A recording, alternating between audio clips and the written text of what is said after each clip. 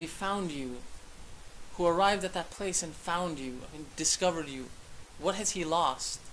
Even if a person has lost this whole world, what did he really lose? وَمَا الَّذِي فَقَدَ مَنْ وَجَدَ مَاذَا وَجَدَ مَنْ فَقَدَ. The person who found you, what did he lose? And the person who lost you, what could he find? Someone who lost Allah subhanahu wa ta'ala. Someone who had Him and then he lost Him. He lost that feeling or that connection with Allah. Then what is it that that person could find that could replace Allah? What could... You meet many people that later on in life they say, when they get to their 40s, 50s, 60s, they say, you know, when I was a youth, I felt like this.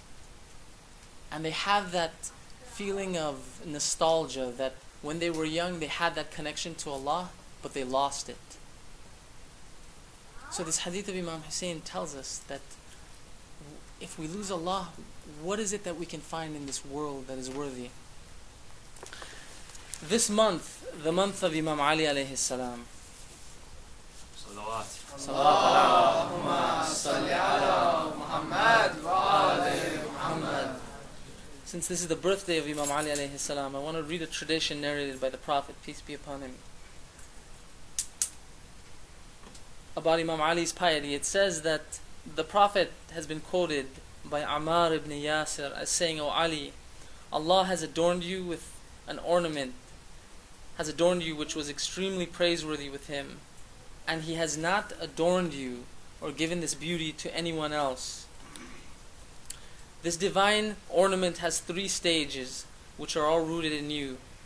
1, He detached you from the world, and made the world look disgusting to you, or distasteful to you. 2, and He placed the love for the poor in your heart to the extent that they are pleased with your leadership, and you are pleased to be followed by them." Now look at this benefit. You know, this seems like a very simple hadith. The Prophet told Imam Ali, he says that He detached you from the world and made the world look disgusting to you. So the first thing is that Imam Ali was given this benefit, and he had this ability that he did not care for material things. They meant nothing to him. We know that during his khilafah that Imam Ali used to eat the most simple food.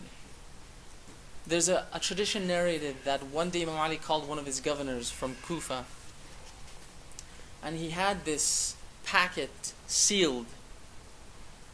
And when this governor came, Imam Ali put this packet on the table, and it was sealed with some type of sealing. So the governor got very happy. He thought he was getting a gift. So Imam Ali opened it up, and it was just flour there, flour and some bread. So the governor became very confused, and he said, "Well, why you're a great Khalif, and you're just eating these simple things?" And he said, "And you're sealing it in this packet." And Imam Ali said, "I seal it in the packet so because of my hunger, because sometimes I get hungry and I have the temptation of opening the packet and taking it easily. So I seal it so I don't take too much." So this was the level of Imam Ali's piety, especially in this day and age. I mentioned this once before. Back in 2004 or 2003, the UN wrote a letter to the Arab nations telling them that, to all the Arab leaders, sending them the letter or the epistle of Imam Ali to Malik al-Ashtar, almost wondering, why don't the Arab nations act like Imam Ali alayhi salam? Allahumma salli ala Muhammad wa ali Muhammad. Now we read this epistle or this letter of Imam Ali, and we think, what a great governor, what a great Khalif Imam Ali alayhi salam was. But, you know, on the other hand, what we do is we read it in a book like this, And then we say, wow, Imam Ali was great, he was amazing, and then we put the book away and we put it on a bookshelf. Right now in this country, everyone's talking about, everywhere you go, everybody talks about. So who do you think will win? McCain or Obama? Who do you think will win? McCain or Obama? Obama has this, Obama has that. McCain has, well, I'm not too sure too many Muslims would want McCain to win, but, you know, and people say, you know, Obama is very charismatic. Look at the letter Imam Ali wrote to Malik al-Ashtar. You will not find something more brilliant than that on politics, contemporary or old. And I challenge anybody, find something that is simple, that can be understood by the common person, that can be understood by a politician, and that has enough details to actually rule a land. And then look at Imam Ali's life. One of the brilliant things about Imam Ali's life and about the lives of all of our Imam is that if you compare the words of Imam Ali alayhi salam till this day and take the actions of Imam Ali, they will always conform. Always conform. But take any politician, and that's the first contradiction you will see, that their actions do not conform. The second thing, the second attribute Imam Ali had as a Khalif or a governor, is that Imam Ali was never afraid to speak the truth. And Imam Ali says this. He says that, you know, there are two hadith in Nahj al-Balagha. He says the first hadith, he said, you know, poor is the person who has no friends. Poorer than him is the one who had friends and then lost them. And then he said, I have lost almost all my friends from speaking the truth. Compare the words of Imam Ali. Take 2, 3, I'll challenge anyone, take 2, 3 hadith. Take this letter of Malik al-Ashtar. Compare it to any contemporary politician here in America and overseas. Just take a comparison. Any candidate you get, 3, 4, 5 lines that Imam Ali mentions, you will not see a candidate compare in size. Compare in quality, to Imam Ali alayhi salam.